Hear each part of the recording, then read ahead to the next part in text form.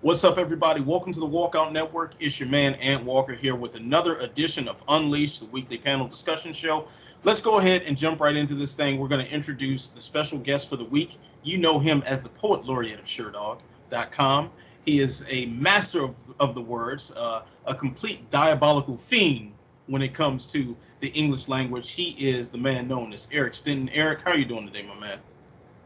Doing all right. Thanks for having me. I thought you were introducing Duffy before, but I'll gladly take those nice words. Glad. Well, see, Duffy gets nice words, but we don't appreciate him as much because we see him all the time. So that being said, let's go ahead and introduce the jack of all trades who's master them all, Mr. Ben Duffy. I already said I don't appreciate you. Ben, what's up? Hey, I'm doing really well. It's good to be back with you guys. We got plenty to talk about, don't we? Whew. Yes, we do. Yes, we do. And of course, the panel is always anchored by the man with the stats, the facts, and the figures. He is also SureDog.com. He is the associate editor there, Mr. Jay Petrie. Jay, how you feeling today, brother? Hey, fellas. I'm happy we're doing this. I'm happy everything all worked out. You know, things get crazy sometimes.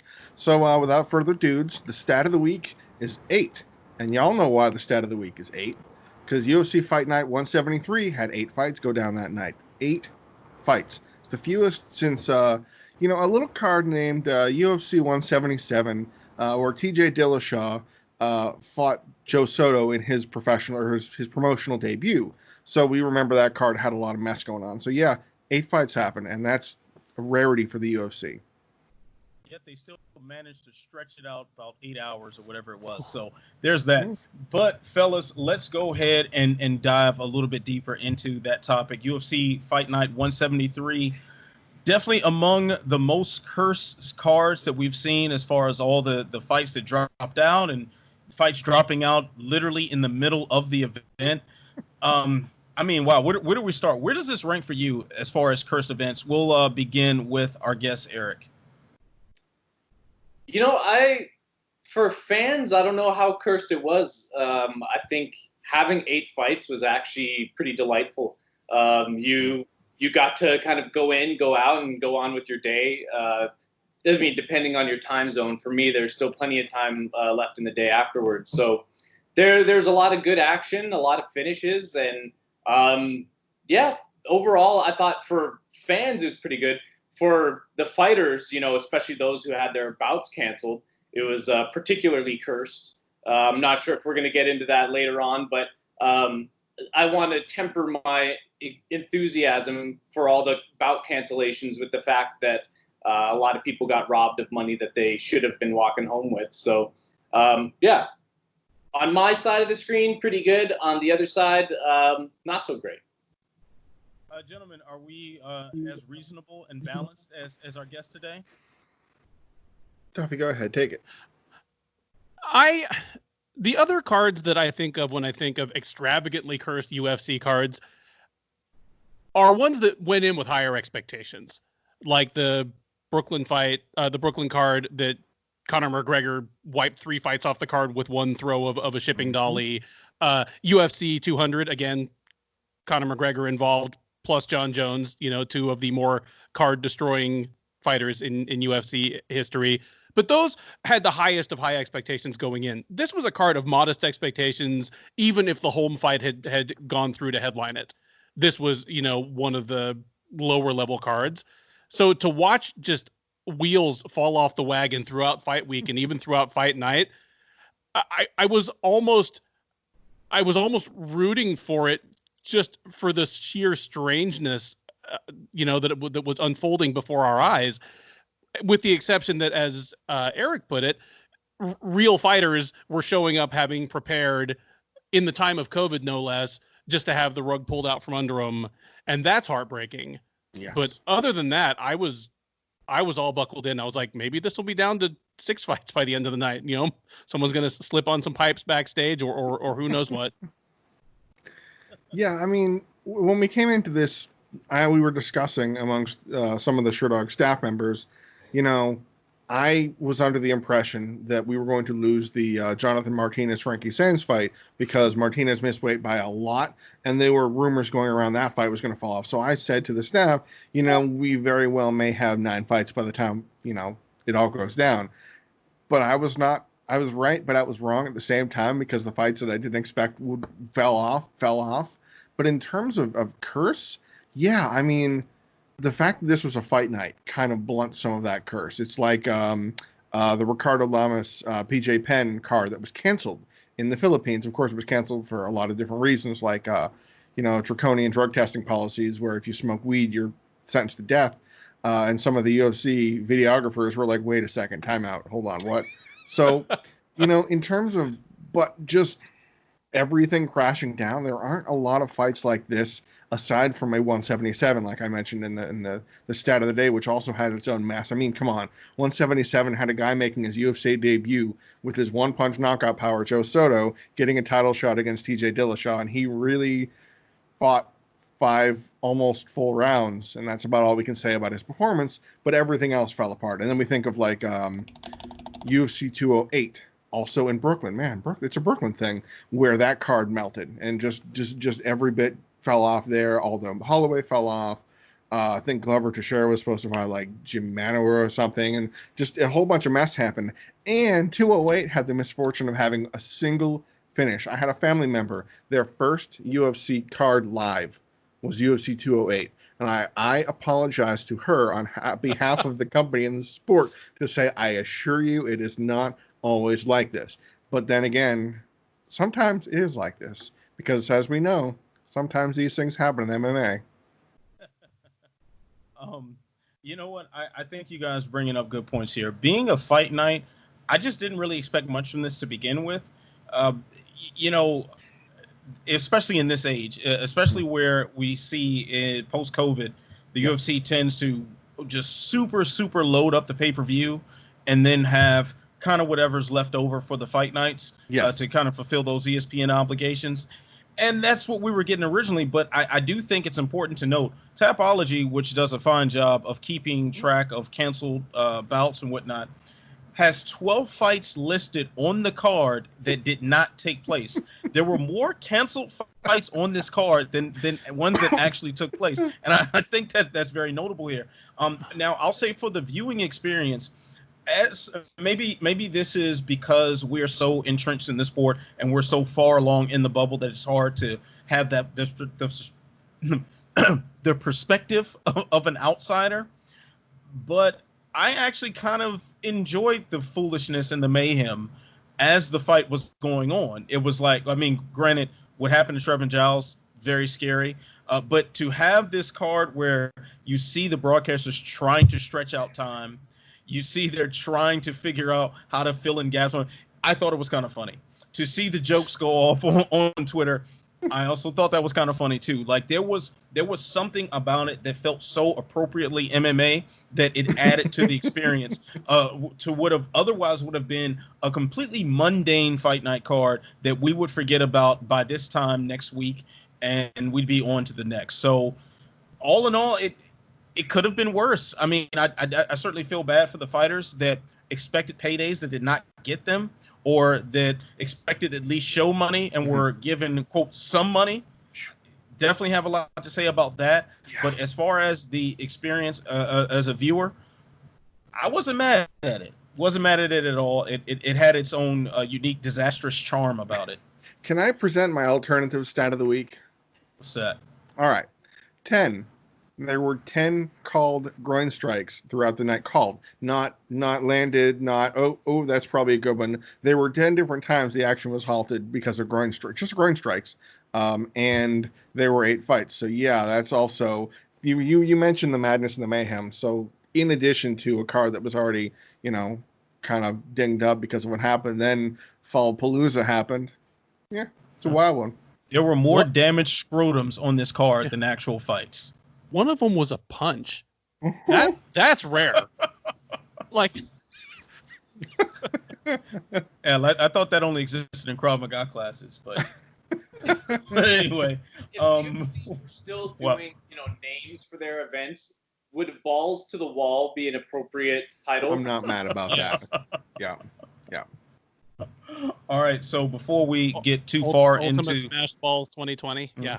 Joe Son's worst nightmare. What, the police? All right. Before we before we get any further down the line in making genitalia jokes, let's go ahead and keep it moving, because one of the biggest stories of the evening came courtesy of Edmen Shahbazyan, who entered Saturday night's main event as the favorite, a hype prospect who was surging up the rankings. Now Derek Brunson has put a stop on his upward trajectory. Do we believe the hype train of Edmen Shahbazyan has now officially derailed? Ben, I'll start with you. I wouldn't say it's derailed, but it's definitely delayed. I think it turns out that anointing him the future of the middleweight division turned out to be a bit hasty, but at the same time, it would be equally premature to call him nothing but hype at this point. He is still 4-1 in the UFC with 3 first-round finishes, including somebody in Brad Tavares, who is generally speaking a tough guy and not an easy out. What we do know is that his limitations are laid bare at this point.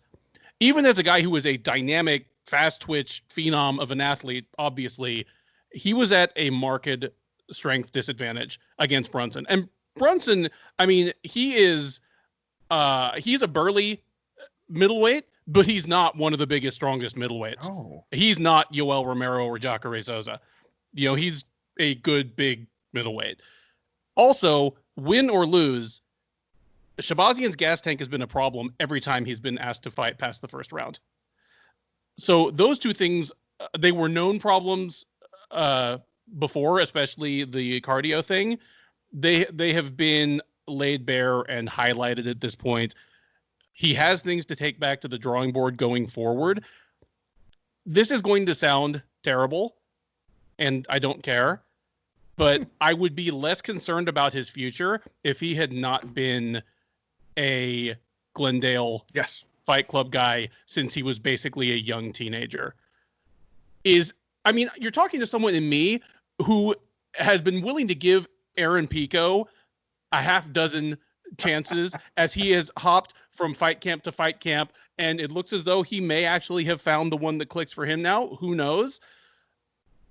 But Pico was able to do that. And ironically, Pico started out at Team Body Shop with his best friend growing up, AJ McKee, and his best friend's dad in charge. And even he was able to say, okay, I need to step away from this and get a different look at the game. Will Shahbazyan be willing and able to do that? Will he be able to leave essentially a father figure and big sister figure? And it was made clear on the broadcast that Rousey is his manager.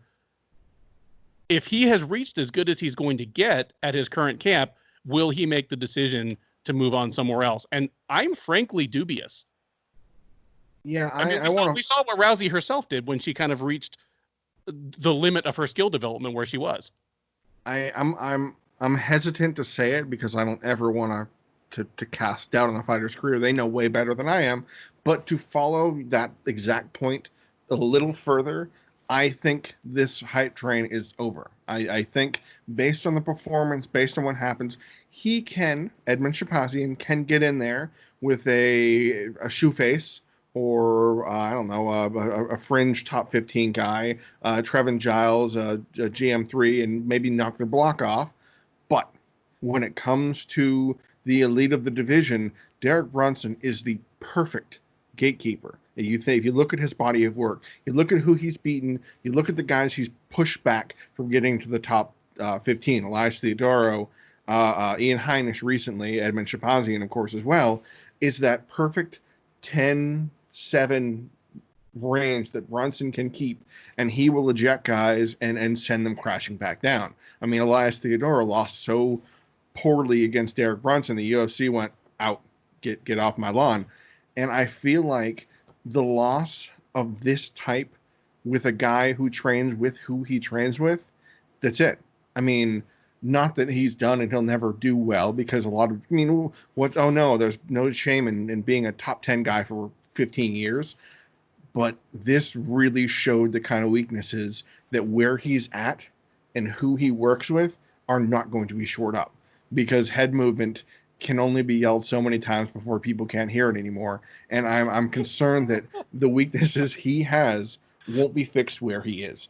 And his relationship with Glendale is so intertwined with who he is as a person. I feel like it's the kind of camp that he won't be able to leave. Yeah, I mean, I want to caveat anything. I like the Doggleton boy, and I think he's only 22, and so it's really impossible to really write anybody off at that age. He's clearly really talented, and I think Brunson's tough. I think when you put an up-and-coming prospect like Shahbazyan against someone like Derek Brunson, a lot of the times the craft and the savvy and the toughness of the veteran really pulls through, and I think that's what we saw. We saw someone who, in the first round, I thought Shahbazyan was kind of giving him the business a little bit. It was competitive. He wasn't like smoking him, but you saw Brunson make adjustments. You saw him change up the game plan, start to clinch him up and push him against the fence. And I think that is deserving of credit. But I think just to echo the sentiment here that when you're at Glendale, I mean, look at Ronda Rousey, who I still believe it was an incredibly talented fighter and just really technical when it comes to grappling and all things related there. But she was a front runner, and she did not respond well to adversity within a fight, and she was incapable of making necessary adjustments. And Shahbazyan, he's got a lot of time to make those changes, but I wonder if what we saw this past weekend was something similar, where if Shahbazyan can go out there and just steamroll dudes, he's going to look amazing. But a little bit of adversity, people toughing it out, then all of a sudden, what do you have? You have this guy just throwing nothing but one punch, right hand, lunging power shots over and over, and he's not putting guys away, and he loses steam. So I think he has he's a great canvas for a better coach.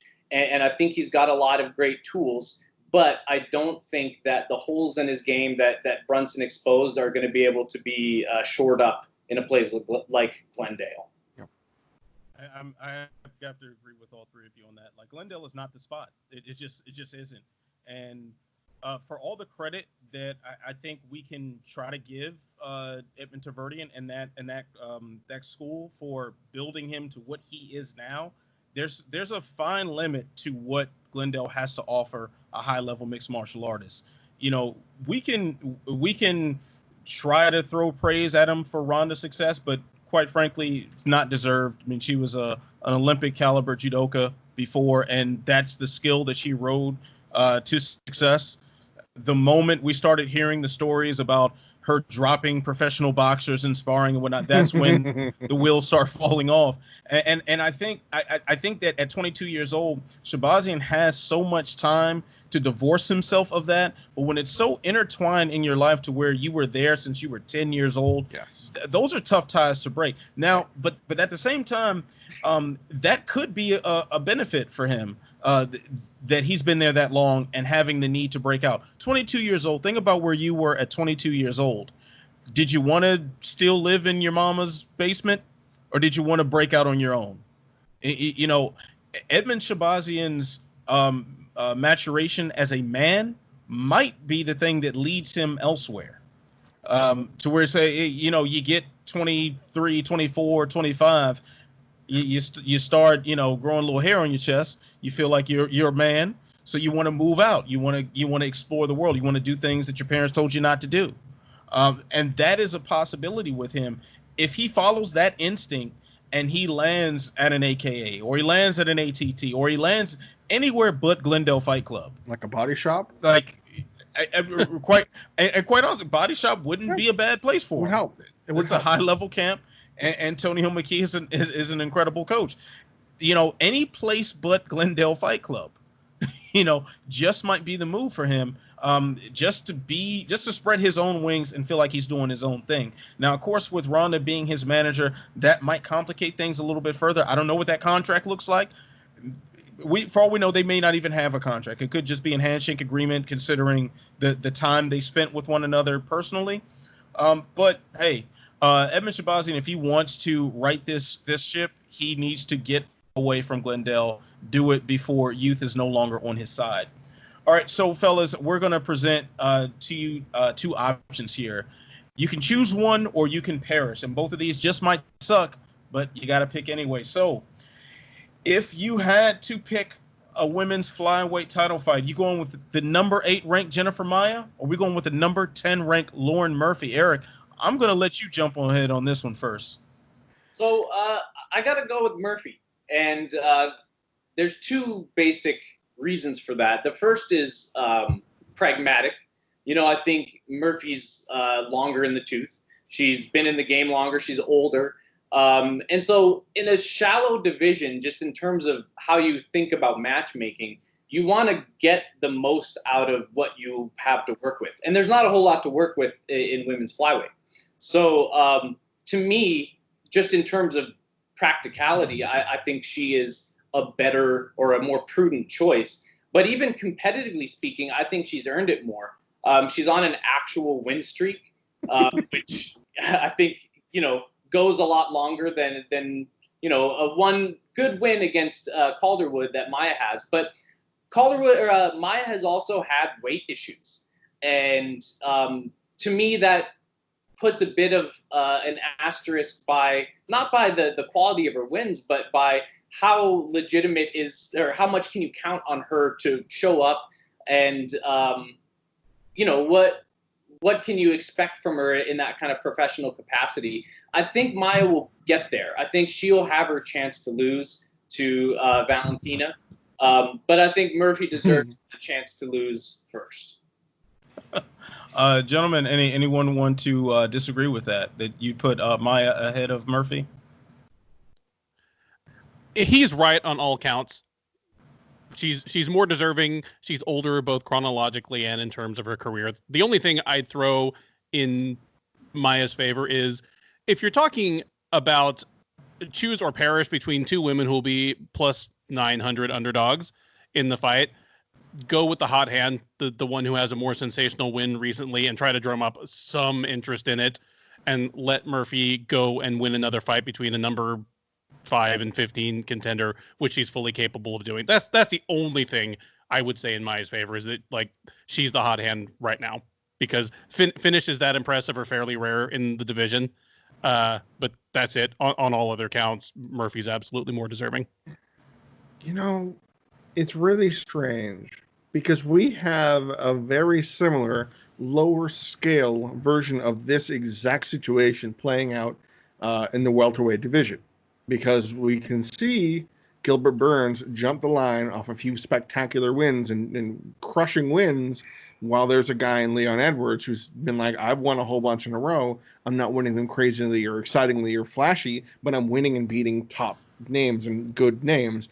And we saw what happened. So I feel like following... I don't want to say this because that sounds like I'm going to take a shower or something. Following the logic the UFC has been using lately, not the getting a title shot off a loss thing, but the strike while the iron's hot. The, hey, look, that's a spectacular performance. She just tapped the number 3 girl in the first round, or whatever Sherdog has for her. So number 9, I think, is Calderwood. So, okay, whatever. But finished that girl in the first round. In the division that, as you said, finishes, a finish don't come for free very often in the flyweight division. So I think Maia's, and let's also remember that Dana White, who was notorious for saying, no, I don't want to matchmake fights. I don't want to say who's going to fight next after this fight. Going to the press conference, basically had his phone in his hand. He's like, look, Valentina wants it. I want it. Let's do it. And it's like, wait, hold on. That's not what you do. But the fight's on now. And that's the craziest thing, is that Maia's going to get it, whether she's ready or not. Kind of in a Burns situation. Burns is getting Usman unless he gets COVID. So maybe Maia should hope for the worst. No, we don't want that. It's just one of those things. It's hard for me to really care. It's really difficult for me to care. Perish. Yeah, Jennifer Maia had a fantastic moment Saturday. That was great. And to Ben's point, or I guess the point he was trying to make as a counter to his own point, yeah, you can go ahead and drum up maybe some interest by promoting this upset, this first round submission, and how exciting it was. And now, okay, we're going to trot her out there for the executioner. That's great. That's fantastic. Yeah, 10 more people will buy it. Okay, cool. But at the end of the day, I mean, there's literally no one that weighs in at 125 pounds that we're picking against Shevchenko at this point. Or even, and we're not really picking too many people to give her a competitive fight in that weight class. So it's like, I don't care. I don't care who's first. So are you saying you want Jessica Andrade to steamroll Jessica I then, and then there you go? I mean, quite honestly, when you're just talking about, of course, I'm more so the guy who's gonna argue for people within their weight class to get promoted properly. So I'm all in favor of true 125ers fighting for the 125-pound belt. That being said, Jessica Andrade, like, someone might actually care about that. But still, I say she needs to get a win in that weight class first, and then trot her out there, and we'll see what happens. It's better than the options presented in a very particularly screwed up version of Choose or Perish. So there is that. Jay, you are a twisted man. So let's go ahead and move now to another segment, Swing or Miss. Vicente Luque beat the brakes off Danny Brown this weekend. Fantastic performance on his part. Do you think it's time for him to get a top 10 opponent? Who's swinging? Who's missing on this one? Swing. Okay, I'll swing. And first, I got to say that as much as I enjoy the idea of him like walloping Danny Brown looks like he weighs in at about 135 soaking wet. So it was Randy Brown. But I love the visual. I mean, I feel about Vicente Luque how all of us felt about Jorge Masvidal 4 years ago. Like, how long is this guy going to be like my secret thing? That he has quietly maybe the most impressive resume of any welterweight outside the top 5 in the UFC. I mean, he's lost twice. Once was to Stephen Thompson, and Stephen Thompson at one point was the number 2 guy in the division and as close to being number 1 as you could possibly be. He had to razor close fights with Tyron Woodley. So he lost a decision to Thompson, which, while it was definitely a righteous decision, was not a complete whitewashing. And that was against a miserable style matchup for him. And in his first UFC fight against Leon Edwards, who, as it turns out, is pretty good at fighting. What? He had a whole bunch of fights before that. He beat Baham Muhammad. He beat Hector Urbina. Sorry, it was not his first. No, it was Michael Graves was his first fight, and he got beat up. I'm so glad I have Jay here. But okay, it was like 10 fights ago against Leon Edwards, who, as it turns out, is pretty good at this fighting thing. And aside from that, he has just been beating the brakes off people. And he has that thing that very few fighters have, that he is edging his way into contention without losing the blood and guts. He is edging his way into contention while making no real concessions to his own self-preservation. It is the kind of thing that really made Robbie Lawler a living legend even before he got a title, and Jorge Masvidal before he became a title challenger. The last thing Luque needs right now is a lateral move. He called out Nate Diaz. That's ridiculous, and he knew it was ridiculous. Well, competitively, it's ridiculous. I think he'd destroy Nate Diaz. Oh, yeah. But also, it wouldn't justify the kind of paycheck that Nate Diaz gets these days. But in beating Randy Brown up, he kind of made himself the victor in the ultra-violent round robin between himself, Brown, and Nico Price that has played out in the last 2 years. And the guy that came out on top of that deserves to be considered a top 10 fighter. All 3 of them are awesome action fighters that welterweight has kind of lived and died on since it's been in the UFC. But Luque, by going 3-0 against the other 2 guys, has kind of minted himself as a next level guy. He deserves a top 10 fighter. They can't just keep pulling the ladder up, out of his reach as he keeps beating people. So yeah, swing hard on that one for me. All right, and anyone want to jump out there and agree or disagree with Ben? No, I mean, just to kind of add on to that is that I think I really like Luque, and I love watching him fight. I do not think he really has what it takes to become a legitimate title contender. But I think he's earned the right to prove me wrong. And I think that's probably his number one motivating factor is, can I prove Eric Stinton wrong? But in general, I mean, who else does he need to beat to get ahead? I mean, I would love to see him against someone like RDA. I think that would be just a banger of a fight. And RDA has been on a bit of a slide lately. Maybe it's a chance for him to kind of bump himself back up there, or it's a chance for Luque to really assert himself and say, like, I'm this good. So yeah, I think it's a no-brainer that he needs somebody in that like solid 5 to 8 range.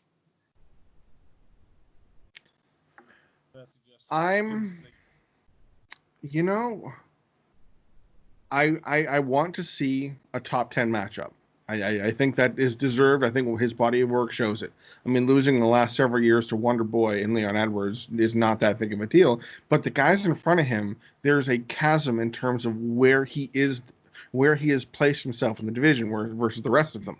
Like, would we say that he has earned, in giant air quotes, a fight against Tyron Woodley? It feels like a weird fight to sell, but okay, I get it. It makes sense to see is he really going to get it. So I feel like if he wants to make that step up that he should already be taking, he should fight like an Anthony Pettis, because it's a name over a former champion, top 15 guy, but at the same time, it is not a lateral move. It is a lower move, because he is ranked several spots above Anthony Pettis, but at the same time, beat Anthony Pettis, you usually that kind of guy. But I'm swinging because the fight I want to see is Vicente Luque fighting the winner of Jeff Neal versus Neil Magny. I think that is the next contender. The winner of that's a top 5 guy type of fight. I'm picking up a lot of what Jay's selling right here. I had a very similar thought as far as Luque is concerned, his matchmaking for the next one. But I wasn't thinking Anthony Pettis. I was thinking another former champion who's ranked lower than him, Robbie Lawler. I would absolutely love to see a fight between Vicente Luque and Robbie Lawler if you're not going to go higher and go to a dedicated top 10 contender fight. Now, when you look at the top 10, Woodley, which I think would be another logical fight to put together. He's apparently already booked with Colby Covington. Yep. I would like for those two to just get that business out of the way as soon as possible. So takes those two off the table. Not quite interested for Leon Edwards' sake of him taking a fight against Vicente Luque right now. Rematch too. Yeah, and also that would be a rematch. Wonder Boy, I think we're too close to that rematch. Damian Maia, I think would be a logical top 10 opponent for him to fight. Granted, we know Damian Maia is probably on the backside of his career, but at the same time, if you lose to Damian Maia, you're probably not getting really hurt. You're probably just getting twisted into a pretzel. You tap on the mat a couple times, and you live to fight another day. And then we can always say, it was Damian Maia. You tapped him out. What are you going to do? So a loss to Damian Maia really doesn't hurt you that much. But a win over Damian Maia can propel you, as it did Kamaru Usman and as it did Colby Covington and Gilbert Burns as well. So I say give him Damian Maia if you need that move up. Give him Robbie Lawler if you just want to see something fun that's going to put him over as a potential star. So those would be my picks there. All right, fellas. So now we move from one segment to the next. Just happens to be that this next segment is perhaps the best titled segment in all of media history, and that is I'm Not Surprised, Mr. Falcons. This is where you share something about the fights or the coverage surrounding them that surprised you or didn't surprise you. Whatever. It's on you. It's our show. We can do whatever we want. Eric, we'll start with you. What is your I'm Not Surprised, Mr. Falcons moment this week? I'm a little surprised that Brunson didn't get a bonus, a fight bonus. I think that was one of the main things because going back to that, I really can't stress enough how much I admire the way that he adjusted to that fight after, coming in against a hot prospect and someone that was the fight was billed as like, here is where Shahbazyan's going to take that next step over a veteran. And Brunson just shut that down and did so in a really tactical and impressive way. And not to say that the others did not deserve a bonus, but and if anything, I'm a fan of people who are not main event fighters getting the bonus because I like the love to be spread around. But I thought he really deserved one, and I was a little surprised he didn't get one. The only other one was I was surprised that I was honestly kind of bummed that the Ed Herman fight got nixed. That was probably going to be an awful viewing experience. But part of me just really wanted that kind of awful in my life. And so I was a little surprised just with myself that I was as bummed as I was. All right, Ben, what's your I'm not surprised Mr. Falcons moment this week? That is how Eric Stinton guaranteed a return invite to appear on Unleashed. Yeah.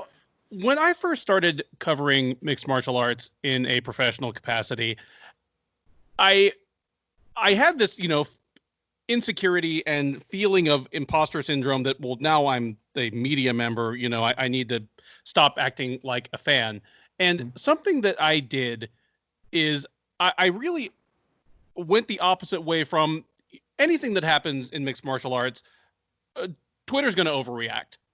If a hyped fighter loses, then they were all hype. If a champion loses badly, they're done for. And so I think I overreacted and have become too slow to kind of change my thinking and respond to what I see happen in the cage. And I mean, it's come up here before. I've told you guys that it seems like I need to learn my lesson 2 or 3 times before it's learned. But I'm one of the 15 of 16 Sherdog staffers who picked Shahbazyan to beat Brunson in the main event. And I picked it even though I felt like Brunson was a better fighter. I'm like, he's bigger, he's stronger, he's more proven. He's fought such better competition and beaten better competition. But I still have not been able to get past the picture in my mind from 4 years ago of Brunson just running headlong at Robert Whittaker and getting his face punched off. And I said, if Brunson does that, he's going to get knocked out in the first round. And I don't trust Brunson not to do that. And the thing is, this is his 3rd fight now at Sanford, since he moved to Sanford MMA, formerly Hard Knocks, formerly Black Zillions.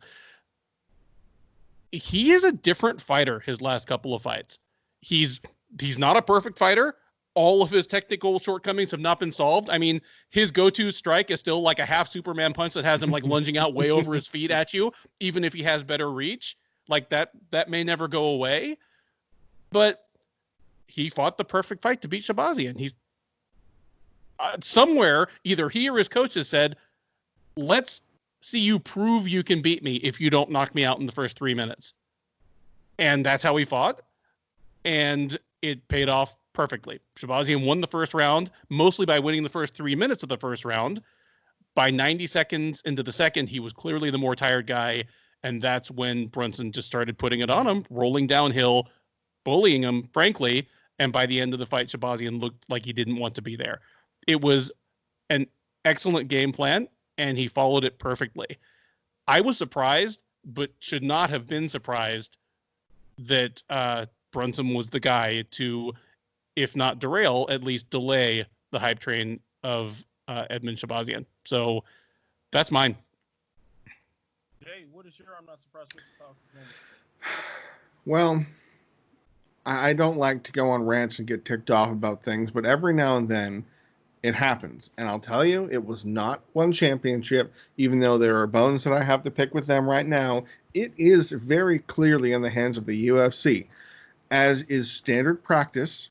Fighters that are pulled out of their fights on fight day after or make weight and their opponent misses weight and gets pulled out of the fight, whatever it may be, the fighters get their show money, sometimes get their win money. Well, in the case of multiple fighters that were impacted by very late notice withdrawals, the fighters are not getting paid the money they should be getting paid after making weight. Steve Morocco, MMA Fighting, shout out Steve, reported tonight on Monday night that Ed Herman was offered $10,000 as a thanks for coming out money after making weight and after the Mearshart fight getting canceled on fight day, and not show money for doing everything he could do. And the fight was not everything was out of his hands. He did everything besides, show up to the venue that night, because why would you do that? That's stupid to do that. And he wasn't the only one of the fighters impacted that were forced out of their fights or didn't have the opponents and weren't paid. And that is ludicrous to me. It doesn't make sense. Why? What is to be gained by scrimping on whatever? I mean, this is Ed Herman. He's a longtime tough guy. He's been fighting for 20, I think it's about 20 fights. And then they owe him. They sent him to Strikeforce to die. Like, this is Ed Herman, who has been a company man through and through. I mean, you remember when he fought Jacare in Strikeforce. Anyway, so this feels like a UFC version of the PFL handing fighters $1,000 check. Say, hey, we know we're not offering you fights this year, but here's $1,000. This Ed Herman lost a fight, not of his own accord. It has nothing to do with him. It is a crazy situation. The UFC is prepared to deal with these kinds of situations. This is a fight camp. This is everything that went into it. You think all that what Ed Herman put into his fight, for example, Ed, because he's the example right now. And the UFC's going, what are you gonna do? I guess you should have not spent $20,000 in training camp because of the chance that your opponent would get COVID and get canceled. No, never. That should never be the case. The fighter should be, when the fight happens, and they do everything in their power to make this fight happen, they should be paid for the work they put into it. If they don't fight because of a crazy situation, or that's right, the world is on fire because there's a flu going around, as some morons are saying, it defies description that the UFC has said this year this is one of the most profitable years we're going to have, despite all the crazy things happening, and yet they're treating their fighters like this. And it can't be like that, can it? I mean, I don't know if I'm the only one that's ticked off about this. If we want to extend this segment and talk about it, by all means, guys, because this is just, are you kidding? You know what, Jay? I'm certainly not going to upset at you for making those points. My I'm not surprised, Mr. Falcons moment falls kind of in line with that. Although we can point some blame at him. But I'm just surprised that this action was taken against him. Eric Spicely, who was originally supposed to be competing on the Fight Night card over the weekend, had a bad weight cut, and his fight with Marcus Perez was called off. The UFC has cut him today. Yes, now, it's not unusual for the UFC to get rid of someone after failing on the scale and causing a bout to be scrapped. Considering the circumstances and the last time that we saw Spicely in the cage, just doesn't seem appropriate to me. Last time we saw Eric Spicely, he got a fight of the night bonus in a losing effort against Deron Winn. Very, very exciting fight there. A fight that he was essentially brought in to lose, but he made a scrap out of it. For him then to have several fights drop out, injury, I think one was an injury on his part, one was an injury on his opponent's part, and then the coronavirus messing up fight cards. So you're training, you're going through this pandemic, obviously not ideal training or traveling situation here. Fail at the weight cut. A weight cut is a very precise thing. Any little variable can throw you off and lead to misses on the scale. And here we go, no mercy, no sort of, pat on the back and say, hey, at least you tried. Well, we'll try again next time. Nothing like that. Just an unceremonious invitation to pick up your pink slip and be sent out the door in times like this. Doesn't seem appropriate. It just doesn't seem, no forward thinking as far as what's best for these fighters who are the ones who are actually putting themselves on the line here right now. So I think that ties well with Jay's point, to have the fighters making these sacrifices during a time where a lot of us would prefer to just hunker down at home with our families, and we have safer ways to make money and ways that involve less human contact and therefore exposure to a deadly virus, which actually this virus itself wreaked havoc on the card by causing some other fights to drop off. To see a weight cut messed up in these conditions should not be a shock, and I think it's something that should be met with a lot more mercy, especially from someone who gave a very, very good outing the last time. So where's the love? That's all I have to say. I think is important to note here is that the UFC already had the money, the show money for every fighter cut out. Yes. And it's going to be a profitable event regardless of even if they paid everyone their show money. And just to kind of tie those two cases together, we're talking about the sacrifice of, your physical body and your well-being. And I think in the Spicely case, that really does a lot to incentivize fighters to shut up about, the things they go through regarding head trauma and whatever, not just with in regards to head trauma, it's not just a physical thing about how that can affect, your emotional and psychological well-being, as well as we see with all sorts of examples of CTE from the NFL and from WWE and all that. And so I think that's particularly pernicious in that way. And for Ed Herman, I mean, not only do they have the money set aside for that, but I think a lot of times people say, well, their job is to show up and fight, and they didn't fight, which to me, that ignores so much, that ignores the job of training and putting together a training camp, about media appearances, about showing up and cutting weight. All of that is part of the job of being a professional fighter, and they did that job. At least Ed Herman did. And for the UFC to be that penny pinching to that they won't even give him the full show money, to me is especially just egregious on their end. And that's worth pointing out for the naysayers at home. Yeah, I mean, I don't know if I feel I take Ed Herman's particular plight into it more than the other fighters on the card, but I mean, Ed's going to be 40 in 2 months, I think, give or take, and he's on the longest win streak since 2012. So just this treatment just seems so strange and arbitrary and just kind of sudden. No, we know weird stuff happened, but we're not going to take care of it. I don't know. It rubs me all the wrong ways. I hear the alarm bells going off in my head and make Duffy's eyes go wide because it's a very confusing thing. Yeah. I absolutely agree with you, gentlemen, on that. Ben? I just wanted to throw in a quick footnote that what Eric was alluding to there, and just Jay kind of drove around as he careened down the freeway of anger, is that Spicely specifically credited the antidepressants he started to take since the win fight for his weight miss. Now, obviously, the medications you take into your body are your responsibility. Making weight is your responsibility. A large plurality of antidepressants do have the effect of inducing weight gain. So make of that what you will. But he was open about that.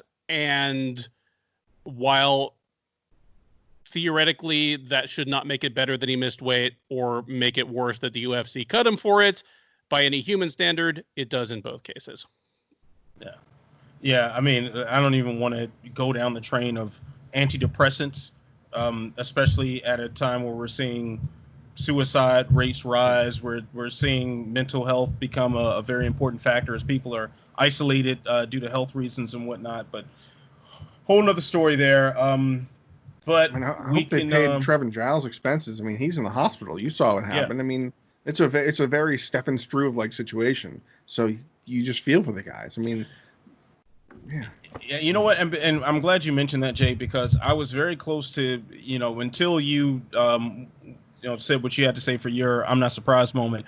I was actually going to go with Trevin Giles, with him being X'd off the card at the last second, feigning as he's about to walk out to the cage. But more so because there was open speculation on the broadcast that he passed out because he was afraid or nervous. I mean, I'm sorry. Yes, fighters are humans. They are going to get nervous before a fight, and that's totally understandable. I'm sure there's fear there. I'm sure that there are a lot of mixed emotions going into it before you step out to do mutual combat with a fellow trained killer. However, it is beyond insulting to openly speculate on air that a UFC veteran who also happens to be a Houston police officer. Okay, thank you. Trevin Giles is a fucking cop. That's the safest day of work he has. It was like, good Lord. What the fuck? It's like, you really think he's scared to the point where he passes out when the guy, is a cop? I'm sorry, like, especially now to be a cop. Like, really? Like, okay. Wow, a lot of stupid things get said on air. So Trevin Giles' life is more at risk pulling up at the Starbucks to get a cup of coffee, like in his marked car, than it is getting in the cage, to fight in the UFC. Unless Herb Dean's reffing. Well, that's true. So just wanted to throw that in there. But before we get too dark and dreary, I mean, we do have these jokes to get off, and we do have other silly, fun things to say, and occasionally something intelligent about the sport of mixed martial arts. But now is my time to shine. This is where this background with all this action taking place really comes out, because I'm going to flex my authority on you mofos. It is time for the speed bag. You gentlemen will have 10 seconds to answer these questions. We're going to keep it going in a round robin, so be ready when I call out your name. I'm going to start with you, Jay. The first question: can Ben Henderson avenge his loss to Michael Chandler this weekend at Bellator 243? You have 10 seconds. You know what? Yeah, I think he actually can. The first fight was really close. I didn't score it for him, but I think he can win this fight and set up a great trilogy. I'm in. Ben. I agree on all parts except the great trilogy part. I think all right, and Eric. I was going to say yes, but just for the sake of being the odd man out here, I'm going to say no. He'll lose by split decision, and he'll deserve it. Oh. Ben Henderson losing a split decision. Stranger things have happened. All right, gentlemen. I'm going to start with you next, Ben. So Bigfoot Silva is coming back to MMA against LFA heavyweight tournament winner Brett Martins. Why? You have 10 seconds. I wish I had jokes, but it's what he knows how to do to make money. So whether it's a lot or a little, he's got to do it. All right, Eric. Life is pain, and the year 2020 will leave no stone unturned in making depressing things happen. Jay. I mean, truly, this is why we can't have nice things. Like, Taurus MMA is not made of money, so he's not going to take bank. So it's just, I don't know, he wants head trauma or something. All right. He's addicted to it. So, Eric, you will start off on our final question for the speed bag. Why did Marcus Almeida sign with one championship with only 6 other heavyweights on the roster? I think is a good decision. One is still a well-recognized name, and so it's better to beat scrubs in one. Ben. Damn it. You gonna give me a bell? Oh, I mean, Jay. Money. It has to be money, but I don't know where one's getting the money. So I don't know, like IOUs or something. Is that what he's banking? That was a gloriously disastrous round. That was as much of a disaster as Bigfoot Silva coming back to fight. All right, so now I'm going to change the clock to 30 seconds. And this is where I will answer all 3 questions in succession. The clock will start after reading the first question. Can Ben Henderson avenge his first loss to Michael Chandler this weekend at Bellator 243? Of course he can, but I mean, really, does it matter at this point? Bigfoot Silva coming back to MMA to fight Brett Martin. I think he's doing this because big shoes are expensive. Now, Marcus Almeida signing with one championship. He's signing with one championship because if there are only 6 fighters on the roster, he will be the 7th. They paid him a lot of money to be a tiebreaker, billions and trillions. So, and the clock is about to run out right about Now, there we go. There we go. So I should have timed the joke at the end just a little bit better, but whatever. Not every show's perfect. 10 fighter in front of 10 potential billion viewers is you can't pass that up. Yeah, I mean, I wonder if they're counting mitochondria in the viewership numbers, but Power to sell. All right, now let's go ahead and move along here. We got two other things to talk about very briefly before we wrap it up for the evening. So when you guys see this on Tuesday, you will have a Contender Series coming at you in the evening. Are you tuning in? And how many contracts do you think Dana awards on the first episode, gentlemen? Open forum. Let's get it.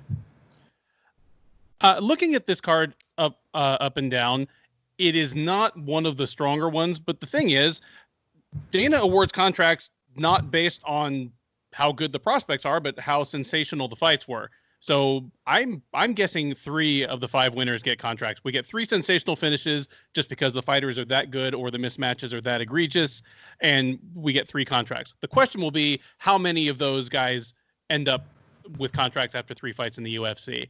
I'm interested to see Jordan Levitt. Quick turnaround for him. I mean, he fought at LFA like 2 weeks ago. He's a very good prospect. It's interesting because he is a syndicate MMA guy, which one puts him right there in Vegas.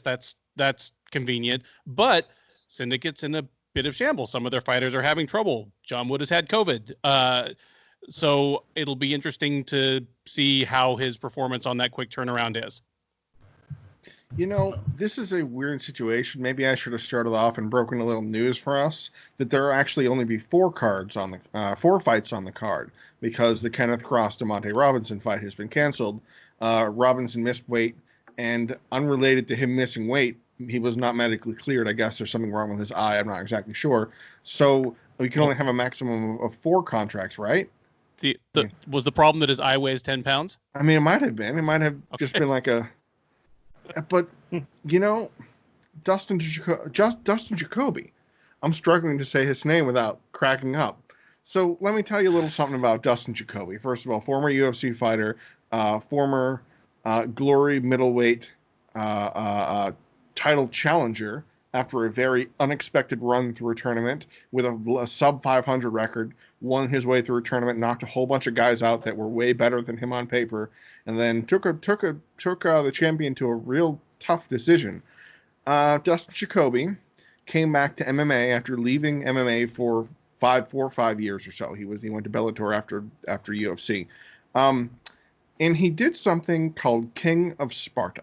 Now, this is a promotion that every once in a while has a tournament. And now this is over in, I think it's outside of Colorado, and outside of Denver.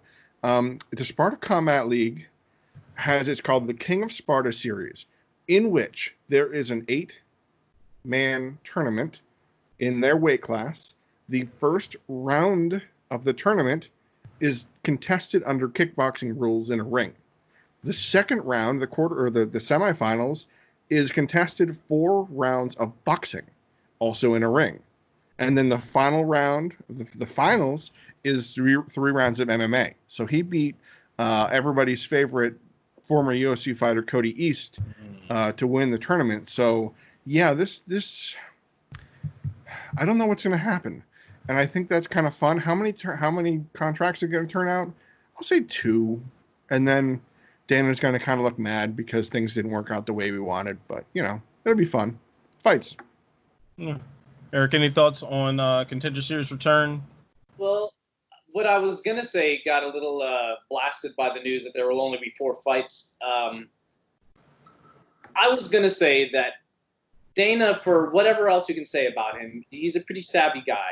And I would be inclined to say that he will give more contracts this time, since it's the season opener, and it's during a pandemic, and it would look good for him to give multiple.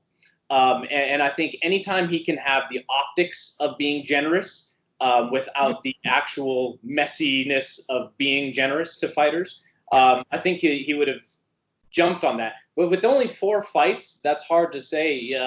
Maybe he surprises me and gives everyone one or something like that. But that theory may not apply anymore. So I'm gonna watch it. I like the Contender Series. They're fun. They're kind of just little sips of violence. You're not super invested in it. They do a good job of building up the story a little bit, enough to make you want to watch, and then you watch, and then it's over. And so I enjoy the Contender Series a lot. But with only 4 fights, I don't know how well my theory is going to hold up. I just think that the light heavyweight fight, Dustin Jacoby and Ty Flores, I think the winner of that probably is going to get the contract. Light heavyweight needs bodies. And similarly, Luis Rodriguez versus Jerome Rivera, contested at flyweight. Flyweight, another division that certainly needs bodies. So I think if either one of those 4 guys gets a good performance in, they're probably going to get some sort of contract or maybe a call up on a late notice injury or something like that. So, but let's move along here because Saturday, Derrick Lewis is back against Alexey Oleynik in the ultimate striker versus grappler match. Wow. Yes, please. Let's please inject it in my veins. But you know what? The hell with it. Let's talk about this for just a second here. What are your predictions for this main event? Oh man, I think I commented this on Twitter a way back. I think this is the most obvious 2-outcome heavyweight fight in the UFC since Frank Mir took on Shek Congo back in 2009 or whatever it was. Like, there are only 2 ways this fight ends. Yeah. And like, it's just screamingly obvious. So I'm excited to see which it is. Both are equally plausible, and we have it on good authority that like Derrick Lewis is healthier than he's ever been before, and he's back to training really hard. Ooh, so how's that going? I mean, is it 5 or 6 fights in a row now that he's like, my back is finally healthy and I'm training? Like, I mean, he has at least shown different looks though. Like he's fought different. He's fought smarter. It hasn't been as entertaining necessarily, but he has fought smarter and been able to not look completely winded after the first 45 seconds. Yeah. So I think there's something to that there. This matchup might highlight the vintage, just wild Derrick Lewis, slobber knocker that we're normally used to. Alexey Oleynik is not a guy who has gone through his 50 fight career without getting his head dinged around a little bit lately. On top of that, he has a very one-dimensional approach, and Derrick Lewis has had this odd ability to shut down the one-dimensional approach so easily. I mean, this is a guy who, when Gabriel Gonzaga, one of the all-time great BJJ practitioners in MMA, mounted him, he just got up. Like, he just stood up and like, I'm done with this shit, and knocked his head off. That's very, very possible here today. And I'd like to see Oleynik try to Ezekiel choke him as Derrick Lewis is hammer fisting his head into the canvas. Who gives out first? Yes, please. Yes, please. I need that in my life. I mean, you'll hear it here first, or second or third, or a lot of people will say it before the show. Anyway, Alexey Oleynik will pick up his 60th career victory at the end of the night. He will win. He will win and pick up his 47th win by submission, and he will do it, and people will be like, oh man, how do they do that? Most likely, and I don't want to call it, because you don't want to call it unusual choke or something as ants in an earthquake. You can see how it can happen, where they'll clash together like 2 big blob men, and then Lewis will kind of push him over, and Oleynik's eyes will light up, and he'll set up the Ezekiel choke off his back. Like, you can see that happening, and Lewis is going to try and pound him out, but he'll be like, wait a second, this is too tight. Oleynik's going to get the submission, people will be frustrated, and Oleynik will be very happy at the age of, boy, he's 43 now. I think this is going to be the kind of fight where the only people who really win will be the fans. I think this is going to be really just like the pinnacle of how beautiful this sport can be. Just really aesthetic, great technique all the way around. I can see just the poetry of that it'll be massive. If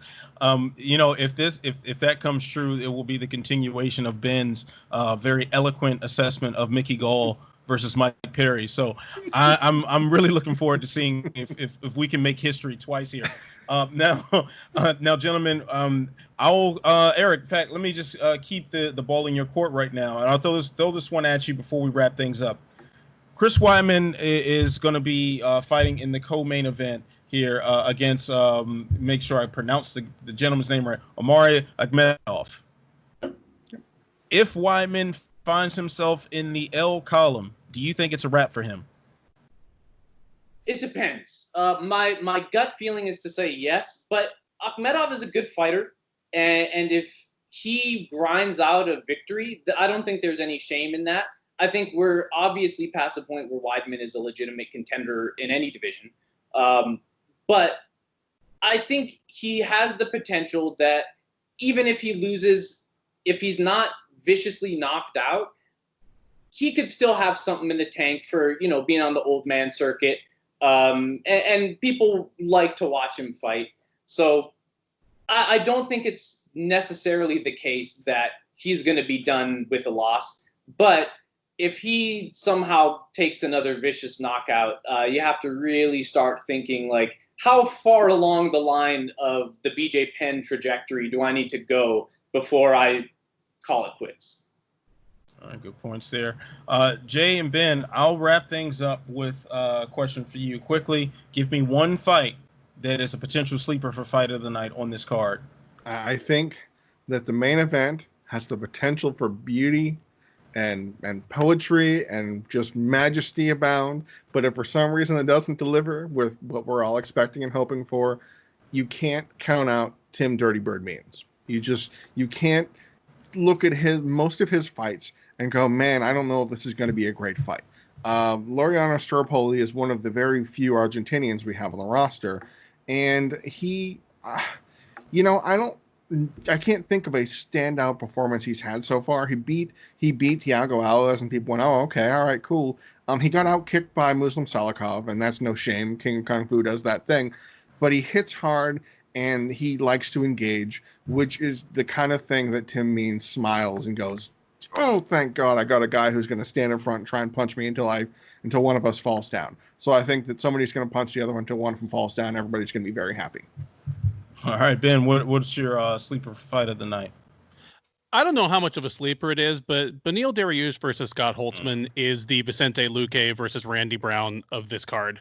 Yep. I mean, they're both guys who are hyper aggressive, have a wealth of like nasty offensive tools, but have defensive lapses and defensive liabilities that at this point in their respective careers are probably not going to get all that much better. Neither of them is more than a borderline top 10 guy at their ceiling, but they're going to deliver some blood and guts. I expect that fight to be exciting while it lasts and with something shocking and unexpected. All right. And Eric, close out with you. Any other fight that you want to briefly highlight as a potential bonus winner? I got to say, my man Maki Pitolo, he's got the potential, and Darren Stewart is an interesting foil for him. I think either one could win, but they both have the knockout potential to not just knock someone else out, but to get knocked out. And I think that tends to be something that lends itself to fight of the night potential. So I think my gut says Dariush Holtzman, but Pitolo Stewart, I think, is also up there. All right. Well, put me in the Beneil Dariush and Scott Holtzman column right there. That's probably my sleeper pick. So I'm with Ben on that one. All right, fellas. So let's go ahead and first let me thank you, Eric, for jumping on the program with us today. Can't wait to have you back on. Excellent work here today. And you can find all of his work on SureDog.com, as you can Ben and Jay as well. So you can look down and see the wonderful social media handles below in the magic of post-production. And like, share, subscribe, tell a friend to tell a friend, tell that friend to tell 10 more friends. You can find my work on MMA On Point, My MMA News, and The Body Lock. So you know what you got to do. Stay beautiful, stay positive, most of all, stay sexy. I'll see you when I see you. Peace.